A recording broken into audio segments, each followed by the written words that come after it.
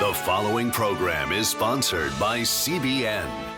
Coming up, America's cities are on fire. Peaceful protests have turned into all-out riots. Now the feds could be planning a drastic response. Former Attorney General John Ashcroft tells us what that could mean and what comes next. Plus, you've seen his brothers on the big screen, but his story is the one you really need to see. Jim Wahlberg reveals his big hustle on today's 700 Club.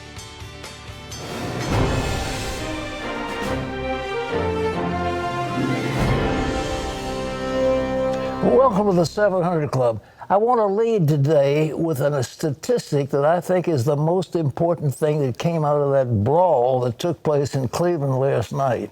And that is what the Hispanics said, because I showed you before that they are the key to the election. Now listen, this is a Telemundo poll. 66% of Spanish-speaking viewers said Trump won. 34% said Biden won. Well, I told you before, we showed you yesterday that the Hispanic vote is going to control the Electoral College.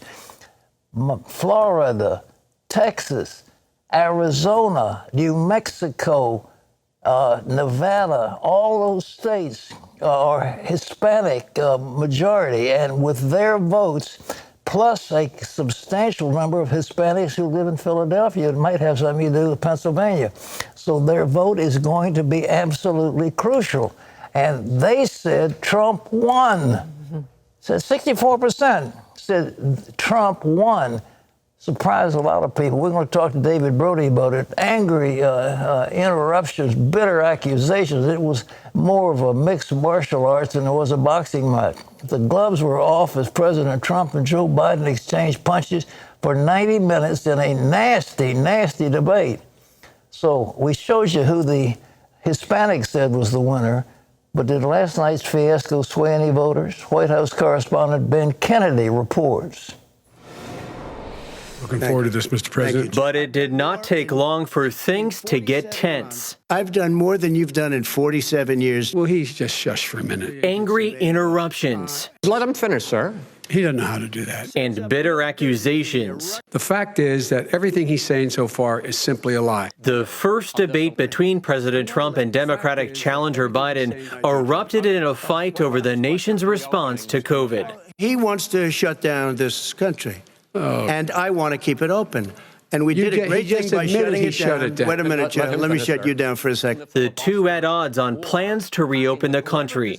Biden said it's wrong for Trump to hold large campaign rallies during the pandemic. Biden, you are holding much smaller events with... Because nobody will show up. People with... Well, it's true. Nobody shows up to his rallies. All right. In any case, why you holding the big rallies? Why you not? You go first, sir. Because people want to hear what I have to say. At one point, as Trump talked about Democrats being far left, Biden tried to distance himself. I am the Democratic Party right now. The platform of the Democratic Party is what I, in fact, approved of. Just lost the left. Biden said he doesn't approve of the Green New Deal, even though his vice presidential pick is a co-sponsor. No, I don't support the Green New Deal. You don't? Oh, well, that's a big statement. I support that means you just lost the radical left. I support the Biden plan. Trump also called out Biden for not saying law enforcement. The people of this country want and demand law and order, and you're afraid to even say it. The question I have, though, is as the Democratic nominee, and earlier tonight you said that you are the Democratic Party right now, have you ever called the Democratic mayor of Portland or the Democratic governor of Oregon and said, hey, you got to stop this, bring in the National Guard, do whatever it takes, but you stop the days and months of violence in Portland? I don't hold public office now. I am a former vice president. I've made it clear in my public statements that the violence should be prosecuted. Trump then defended his nomination of a new justice to the Supreme Court. We won the election, and therefore we have the right to choose her. We should wait and see what the outcome of this election is. Biden's concerned Amy Coney Barrett could end abortion. The president also is opposed to Roe v. Wade. That's on the ballot as well in the court. And so that's also at stake right now. And so the election is already begun. You don't know it's on the ballot. Why is it on the ballot? Because Because why is it on the ballot? It's not on the ballot. It's on the ballot in the court. I don't think so. In the court. Well, there's nothing happening there. Donald, would you and just you don't know her view on Roe v. Wade. What's also still not known is how much Trump paid in federal taxes, which he says is under audit. The New York Times reports Trump paid just $750 in federal income taxes in 2016 and 17. I paid $38 million one year. I paid $27 million. Show us your tax return. Biden said he'll accept the outcome of the election once all the ballots are counted, accusing Trump of trying to scare people when it comes to voting by mail. Did you see what's going on? Take a look at West Virginia, mailmen selling the ballots. They're being sold. They're being dumped in rivers. This is a horrible thing for our country. This is not going to end well. Now, last night was round 1 of 3. The next debate is October 15th in Miami. It is still unclear how much these debates will sway voters, as at least 1 million ballots have already been cast. Ben Kennedy, CBN News. Well, our CBN chief political correspondent, David Brody, is here to talk about the debate. David, what do you think? Did the Hispanics thought, and there's a very important voting bloc, they thought Trump won, but did either candidate, in your opinion, win anything last night? Boy, it was so hard to say after, there's two things going on here, right, Pat? I mean, there's style and substance. We can get to the substance in a moment, but it was overtaken by style. It was downright ugly. Everybody knows it. I mean, honestly, it's an insult to ugly to say downright ugly. I mean, it was worse than ugly. I don't know what that word is, but I'll look it up later. So look, I think ultimately, what does it really mean? Donald Trump played to his brand. He's the strong man, and he sure showed that last night. Of course, he had about 5 Red Bull energy drinks in addition to his personality. So imagine how that went over. Look, I think he didn't win anybody over those women we talk about in the suburbs. I mean, I think they're looking at that. If they're undecided, I don't think they were having any of that. Having said that, I also think Donald Trump scored quite a few points as it relates to law and order. And, at one point in the debate, he asked Joe Biden, he said, name one law and order group, law enforcement group that supports you. And Joe Biden couldn't. And it was kind of a squeamish moment. And then Chris Wallace had to step in to, in essence, save Joe Biden in that. So, look, we can get into more of the substance of the debate, but it was just hard to watch. And it's not surprising considering we live in such a divisive time and a divisive country right now. Well, it was sickening to many people who watched it. But in the next morning, though, did Biden hurt himself with the left wing of the Democratic Party, especially when he said, I'm not part of the Green New Deal and the Democratic Party is mine? Well, what do you think about that? Yeah, so Pat, everybody's talking about the style, right? We talk about the ugliness. Let's peel it back for a moment and think about how elections are won. And Pat, that elections are won on the margins. Elections are won with enthusiasm. Joe Biden needs the moderates to his right and the radical left to his left. And last night during the debate, I mean, Joe Biden was a disaster when it comes to the radical left. He denounced the manifesto. He distanced himself from Bernie's manifesto, that he apparently had this deal with Bernie. He said, no, there is no manifesto, is what he said. He said he's not for the Green New Deal. He says he opposes defunding the police.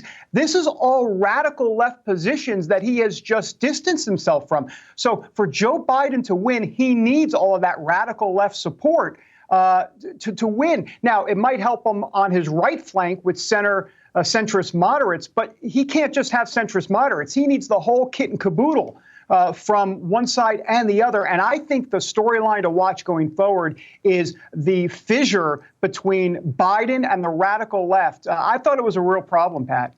Well, I think you're exactly right. What are the two sides telling them about the next presidential debate? Well, first of all, I feel bad for the next presidential debate moderator because that is a very, very tough job. I've interviewed Donald Trump, 20 plus times or so. And, he's a tough interview because, there's an attention span situation, as in, you got about 12 seconds and then he's going off on something. So Chris Wallace, in a lot of his questions, we're getting into 20 and 30 seconds. And Donald Trump doesn't have time for that. He's a businessman. He wants to move on. So I think the debate moderator next time is really going to have his hands full, just like Chris Wallace did. Look, I think there are going to be debates. I know there's a lot of talk about, should the debates be scrapped? I do think there'll be a talking to on both sides. Let's also remember Donald Trump's getting a lot of the criticism for interrupting, but it was Joe Biden that called Donald Trump a clown. He called him the worst president of the United States, and he told him to shut up. That's not what the Biden folks wanted Joe Biden to do. They wanted him to rise above it. Instead, he didn't do that, and he got into the insult business as well. So I'm not sure if that helped Joe Biden at all either. Well, everybody was expecting Biden to have a senior moment. They claimed he had dementia and so forth. And that he held himself pretty well. He had rehearsed lines, and he did a pretty good job. But what you say is by alienating the left. But the big vote, in my opinion, David, is still going to be those Hispanics. Those states where the Hispanics have a major voice will decide the Electoral College, in my opinion. And they said overwhelmingly in Telemundo that Trump won the debate. And that, I wouldn't have said that, but I don't think you did either. But that was their view. Yes, go ahead. Yeah, it's that poll is surprising, but it is a Telemundo poll, all right? And look, I have family members that watch Telemundo every single night, and they're getting anti-Trump every single night on Telemundo. So this is shocking to me. Now, having said that, if you peel that back for a moment, why could that poll show the way it does? Well, Donald Trump was very, very strong last night. Some will say he was rude. Some will say, all of that. But he did come across as the strong man. In the Hispanic community, strength is seen as an asset. Strength is seen as something in a positive vein. So it wouldn't surprise me if, he came across as kind of like the tough guy, and that might have been actually part of the reason for that poll. I will say one thing about what you said regarding Joe Biden and the fact that he didn't have any gaffes. There's no doubt that was a positive for Joe Biden, so you can call it a victory. And one last point I want to make, Pat, on the packing of the courts, which was a big deal. Yeah.